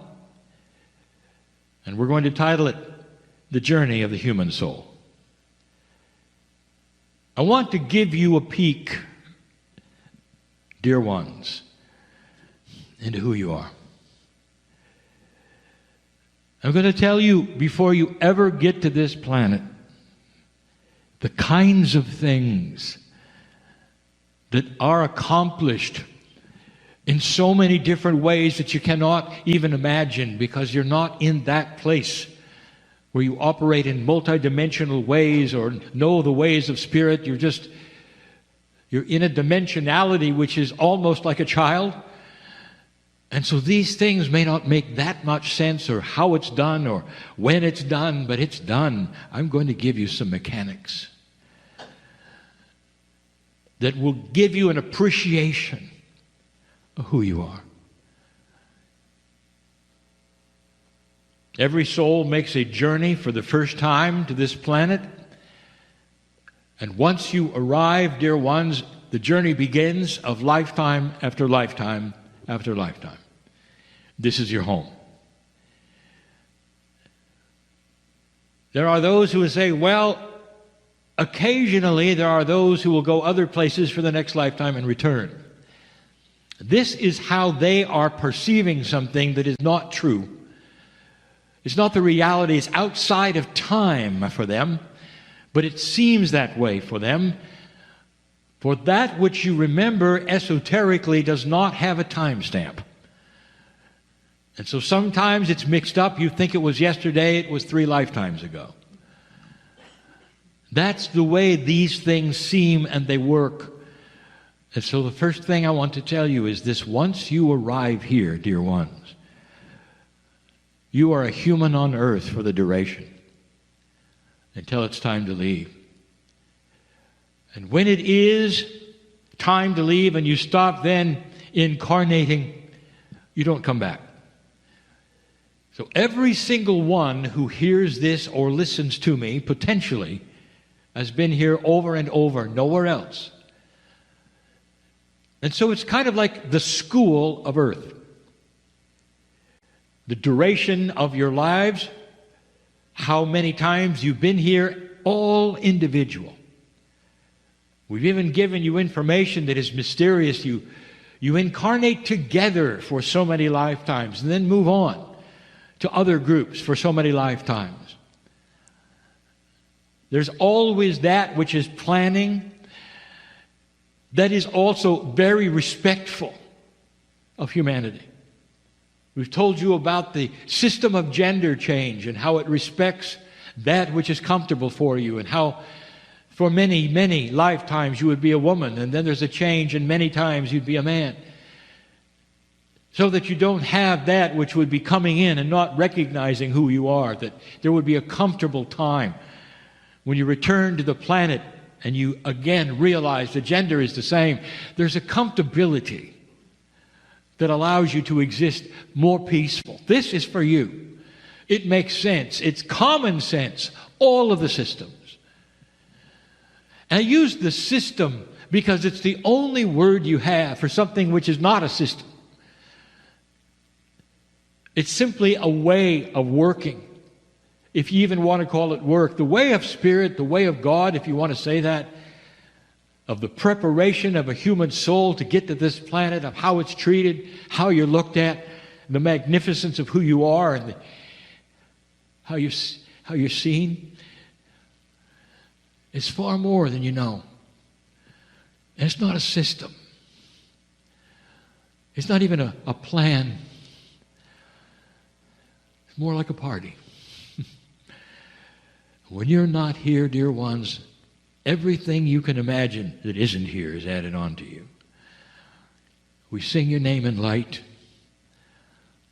You are a piece of that which is the universe, which is God, which is the Creator, which is Spirit. Souls are not countable. And you might think, well, how do you keep track of them? And the answer is yes. There's no keeping track. That is such a human idea, that you must compartmentalize, identify, sort, and file. When a soul is not here, and that soul is with Spirit, it's part of the whole of God. That God that can listen to billions of prayers all at once, the benevolence, the love, the beauty, the light, that's where the soul is. What is the identification of you? How do you then fit into that conglomeration, that soup that is God? And the answer is very well, thank you. You don't have to figure it out. The soup is enormous. That God that you barely think you know, which is so benevolent and beautiful that you are part of, has something split away that becomes your soul. And when you get to this planet, which we're going to do in part 2, every bit of that is hidden. And it's discoverable with free choice. You come in neutral, dear ones. And that is the test, and that is the plan. Can you, by yourself, pull that together through lifetime after lifetime and start asking the questions where you'll discover what's there? So let me tell you what's there. Before a soul ever comes to this planet, either for the first time or the 100th or 1000th time, it's prepared. There is a preparation to come to this corporeal form of yours. Let's talk about the soul that's coming in again. It's easier to talk about that because you'll relate to that more. The soul is you. And without what's coming next, you wouldn't even recognize that which is you. Because that which is you and is pure is angelic. It doesn't have your name. And I want to tell you something if you hadn't figured it out before. This earth of yours is very, very young and very new. And there have been so many earths before yours in this galaxy, and you've been part of it. This test that you're in right now should be little familiar to you, because so many of you have gone through this. And that, we'll get to it, is the source of your peace. If you can remember that you've done it before and what happens, you calm right down, because it's not unknown territory. I'll get there. That'll be part 2. The first thing that happens to this beautiful soul is that implanted in this, yet again, becomes layers and layers and layers of earth memory. Now you're going to call this the Akashic record. And the Akash then would represent lifetime experiences. It's more than that. Not just lifetime experiences, but how do you explain the one who was an artist last time and is still an artist this time? That's more than a memory. Now that becomes a function. It becomes that which is innate remembering. It has to do with mirror neurons. It has to do with muscles. It has to do with that which one corporeal remembers another. It goes beyond the Akashic record. That's implanted as well. What you're interested in, what you've accomplished, not then what you did or how it felt. That comes later. Layers and layers of who you are starting to be implanted into that soul long before it comes to the planet. Kryon, exactly when does this happen? Does this happen while I'm here? How long does that take? All of these things, dear ones, you would not understand when I say you can reincarnate quickly. Whereas before, in an older energy, it took a long time, that you can come back a year later. A year later. Sometimes you come back even in the same family as a grandchild. I have said this so many times. This is all changed. And yet when you're on the other side of the veil, there is no time. Years in your time can go by in a month. You see, you can't ask how long does this take. Some of you might say it's an instant. All of this takes place in the mind of God in an instant. Others would say it takes a century, and you'd both be right. It depends upon who's looking at time. Because time does not react like you think. Totally and completely different from here. That's a good thing, because the preparation is complete.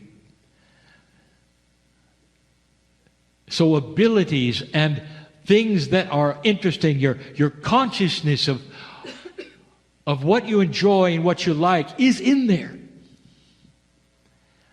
And you start to see this even in your children, because you realize no child is born blank.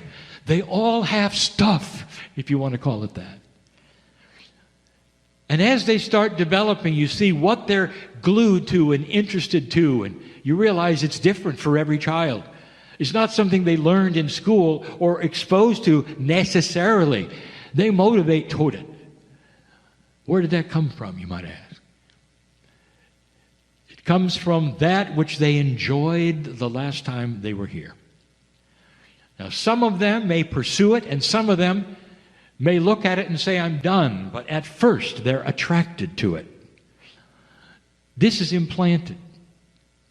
The reason it's implanted is for the comfort of the human, so that they don't come in blank and have to start over every single time, and instead, at some level, innate, helps them to know, I'm interested in this. This is attracting to me. Perhaps you've noticed that the ones who have art and poetry and music, composition, talent, that is so strong that sometimes they simply continue what they were doing the last lifetime. That ought to tell you something about the relative strengths of experience. Playing and singing will outweigh being an accountant. That's funny. So you understand that certain attributes of spirit might even be angelic. Creativity will be first to be seen. And then come the memories. And many of these memories are what we're going to call Gaia dependent. In other words, they're not going to show up in your lifetime unless there is an alliance with the Gaia. Ask any indigenous how Gaia works with a human soul, and they'll tell you it's part of their cosmology. There must be the connection with Earth in order for you to understand the wisdom of your ancestors. That's a quote. And if you haven't had that connection and it's not part of your belief system, maybe it should be, because there's a lot missing. What if you had ancestors who wanted to speak to you? What's the vehicle? I'll tell you. It's in Gaia. That's where it is. That's where it's stored. That's the mechanism.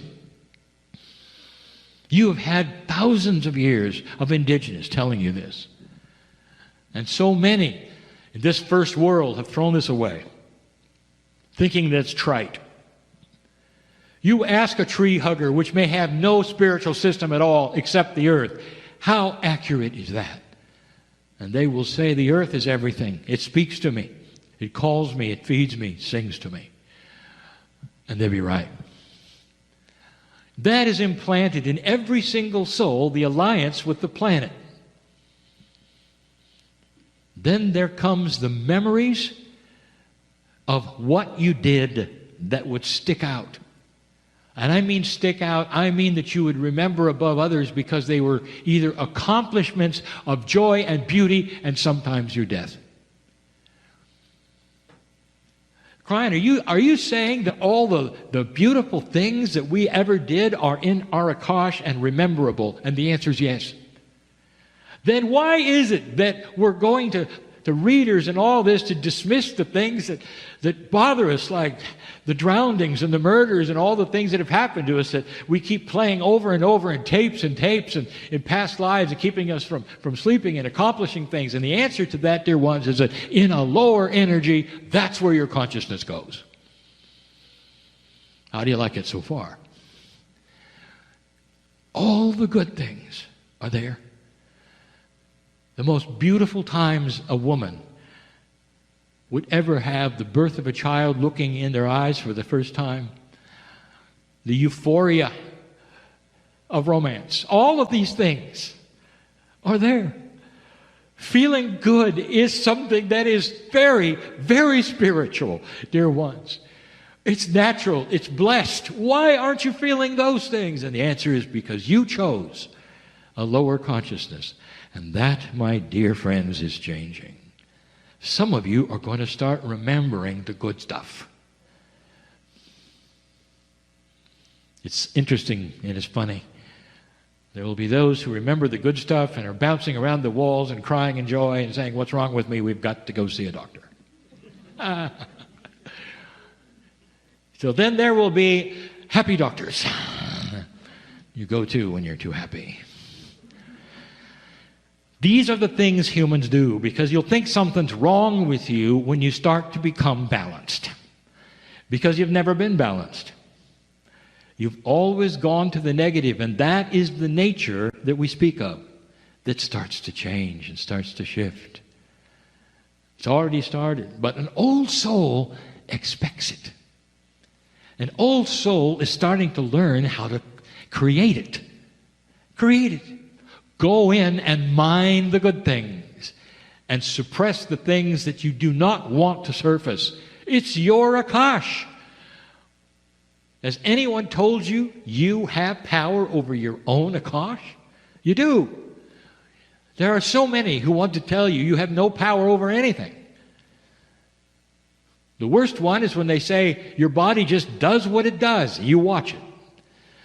You are in control of absolutely everything. That is a learning experience. That is a higher consciousness exercise. It's all there. You come in equipped. All this information, all these mechanics, if you want to say, are starting to be implanted right now in this story in your soul. The best things that happen, the most challenging things that happened, all there for you to balance. Wisdom. The wisdom that you've seen and experienced, even the wisdom you've cast away, is there. All of it. Nothing is missing. There are those who say, well, in the Akashic record, only certain things survive the system of dying and rebirth. And that is not so. It's all there. It accumulates. And it accumulates in a way that sorts itself for magnificence. It's the human being who comes in to decide to resort it into misery. I just told you one of the keys for happiness is to get rid of the sorting system that you decided was good for you. That's free choice. That sorting system is called high consciousness. When you start to put away the things that bother you, that age you, that worry you, that make you a little nuts, and start seeing them in a bigger picture. Start understanding that when it comes to your life, you're in total control of how you think, how you believe, how you sleep. And that it's okay to wake up happy. And it's all right to put your feet on the floor and say, thank you, God, this day is a good one, just like the last one. And if there are challenges that come my way, let me understand them and use my wisdom to solve them. And let me move out of a challenge without remembering it as an issue or a problem, so that I'm peaceful with all things. This is the balance that comes to you from what is implanted in your soul. Your soul comes equipped, dear ones, for balance. Oh, and there's more. The big one, and then I'll stop. Even before I get to karma, which we'll talk about in part 2, or contracts, which I'll talk about in part 2, the big one. How can you understand that the basic baseline of you is God? Your scriptures all have alluded to it. Made in His image is a metaphor. That God which you've assigned the gender to, which you always do because everything is genderized for a human. You're saying you are an image of that which is God.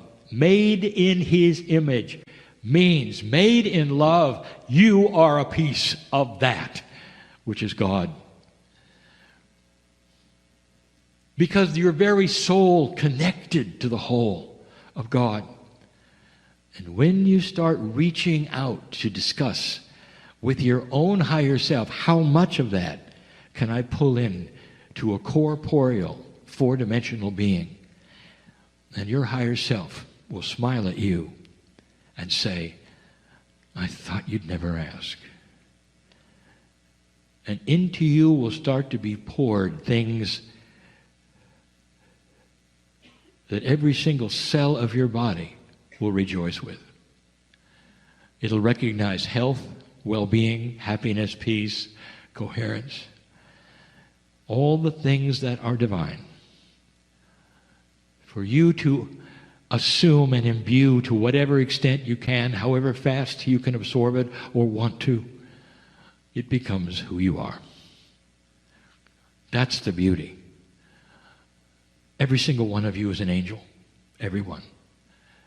In training, you might say, to start absorbing that which has always been you. I'll be back. It continues. This is the story of the magnificent human being. And so it is. I also have a feeling that many of you watching, like me, enjoy crystals. So I have some beautiful crystals with me this evening. I have my labradorite and clear quartz crystal. And so I'd like to use these crystals as an inspiration for a meditation. Because crystals have gone through a process in their creation. The labradorite, for example, it came from igneous rocks, and it was a process of lots of heat and pressure that you had this metamorphosis of creating the gemstone and the crystal that we see. Our planet is filled with so many different variety of minerals and gemstones and crystals that they have gone through such processes, and even being unearthed from the earth, they go through further processes of being polished and tumbled and smoothed. And so I invite you to contemplate, what kind of pressures have you experienced in your life, and things that have polished you over and over to create who you are right now. Because life is happening for you and with you, not to you. Everything that we experience, we have the opportunity of looking at that experience and being polished by that experience.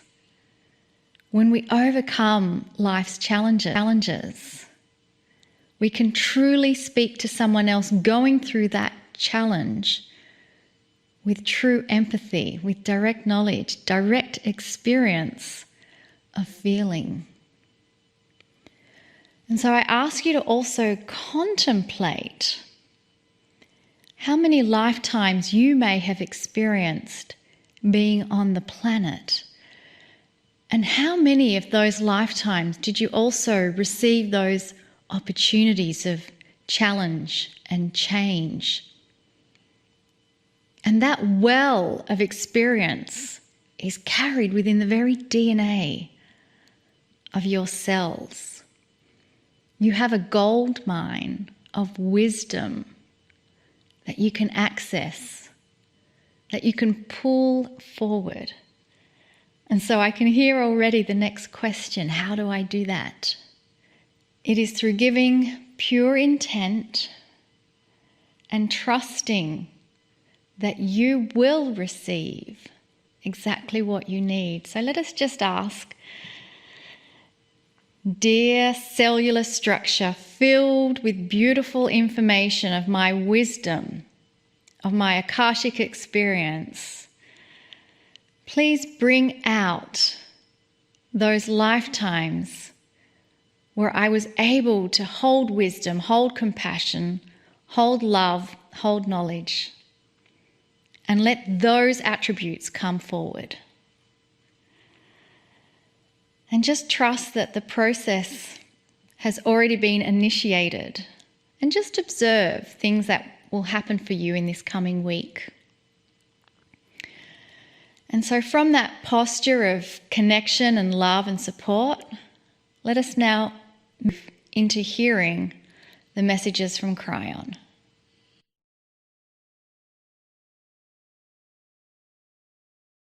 Greetings, dear ones. I am Kryon of Magnetic Service. This is the first channeling of this month. There will be 4, just like always. And in this, we title them. These 4 are going to be the love connection. Dear ones, I cannot speak too much about something that is the core, the seed of the greatest energy that exists. And that is that which comes from the Creator. We'll say this again, perhaps in another channel, but this great love is the image you hear that you are made of. Made in the image of the Creator, and that image is love. And so each one of these channels will feature an attribute of love. All 4 channels available to everyone for free on my partner's website. We're going to start this one with the love from those that you don't see, or those that you think perhaps are even not there, depending upon what you have been told in this culture, depending upon the doctrine that you've learned, pretending perhaps that they're there or not there. What do you think of guides and angels? What do you think of the invisible ones? What do you think of that which some say you're foolish to think beyond yourself, or that you're independent? No one's going to help you. Have you been told that? The opposite is true, and it's true in a manner and an energy that is overwhelming in its truth and its beauty. Dear ones, here is the truth. You don't come here alone, ever. No human comes alone. The soul is something that is a beautiful vehicle that comes with you. It does not stay on the other side of the veil, dear ones. This multidimensionality of your soul is right now sitting in the chair that you are watching this in. It is with you. Now, perhaps that is a little less linear than you wanted to hear, but it's true. And in this soul is you in many forms. That's the multidimensional you. The yous that have been in the past lives that somehow still exist with you. And that which we have talked about before, a guide set, which comes in with you and is the same every single lifetime. The same guides, the same angelic presence is with you. Some have felt, well, it's an extension of me. You're a bit right about that. They feel like you. They're part of the higher self that you say is you. You cannot separate these things into linear groups and faces and numbers. These belong to you in a multidimensional state which don't have singularity or shapes or faces or numbers, and yet it feels like it. It feels like it because they are so personal. I want to tell anyone watching, this is the first time you've heard of this. I would love for you to sit alone tonight and just call them in. If you're there, show me. Go ahead.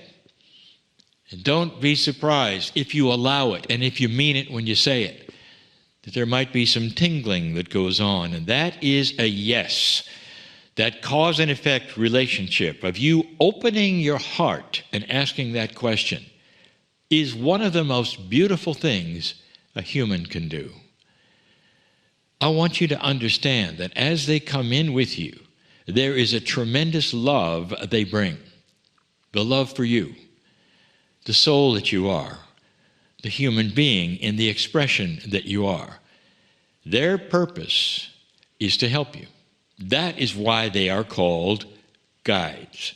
They are angelic. You don't see them. You feel them. And in their feeling, they also shape your reality if you let them. They're the ones who are the way if you let them.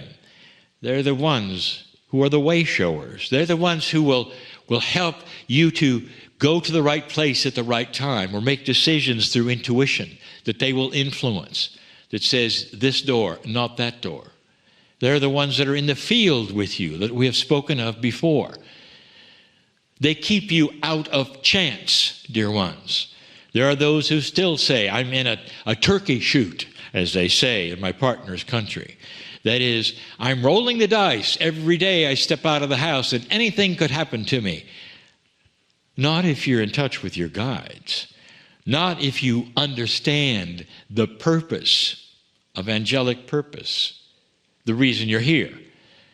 These guides are the ones that often keep you safe, but not unless you acknowledge that it's possible or that they're there. Why is that, Kryon? Why do we have to in order to activate, if you want to say that, the guides? And here's the answer. You have free choice not to. Did you hear that? All your life, if you want to ignore all of them and do your best, when you come back across the veil, we're going to have the same party for you as the one who engaged them when they were 4. 4 years old. Do you hear that? That's no judgment. There is no judgment. But there is opportunity. And that is for those who want to understand that there is love when you come here. And they come with you. I want to paint another picture. I've done it so often before. I want to paint a picture. Here you are on this planet, doing the best you can to survive. Trying your best, perhaps, to be a compassionate individual. Trying to dodge that which you call chance. Sounds like you're a victim of the energy all around you because perhaps things don't go well. And here are guides who are sitting looking at you doing nothing because you've never greeted them. You've never said thank you. You've never said, I want you to help guide me. I want you to push my intuition. I want you to help me listen. You've never done it. Perhaps because you've been told they don't exist, or that's silly, or that you have to trust in something else, or perhaps there's a prophet, or perhaps you've been told you can't even talk to God. Somebody else has to do it for you. All of those things get in the way of this perception that you have come in with divinity. But because you have free choice, nothing's going to happen until you activate that. Activating means that you sit again and say, I want you in my life. You're real. I believe it. Thank you for loving me. Can you imagine the love they have for you to watch you flail around, believe what you want to, and all that time, figuratively, they have their hand out saying, take my hand, just do it. Don't you feel us? Don't you understand? Don't believe anyone else but your own core energy. Drop into your heart and see if what you've been told is right, and we will come in if you wish. All your life, they may sit there with their hand out, perhaps to your last breath. That's how much they love you. They never give up. They never give up. They're always there because that's why they're with you. They come with you. Did you know that there's a meeting between all of you before you step into the wind of birth and you come here that says, this time, please, feel us. Don't believe everything you're told. Follow your heart. Believe us. And let us then help guide all the things to take you into the good places where there are no potholes. And intuition will help you meet the right partners and people so there'll be a lot less of the issues that perhaps you had the last lifetime. Let this be a lifetime of beauty, no betrayal, of compassion and love and good things. That's why they're here. There's so much love. Your guides, your angels are real. They even have your name on them, the name we sing in light that you have. They belong to you. There is a system, dear ones, of love.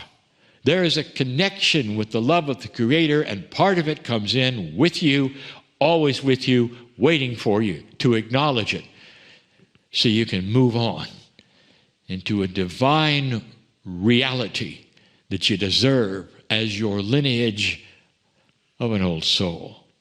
I wouldn't tell you these things unless they were real. There's no reason to sell you something when you already have it. I am just telling you to take it. See for yourself if it's real or not. Open that beautiful, beautiful area that will flow into that which is your mind and your heart with a grander truth, perhaps, than you've ever been told. That's why I'm here. I'm here to give you information, perhaps that you've not heard before, that is for you, that is loving, very loving. It's not a doctrine we're asking you to follow. It's love we're asking you to follow, the love of God. I'm crying in love with humanity, continuing to give these lessons so that some of you will have a life change and understand that you're always loved and you're never alone. And so it is.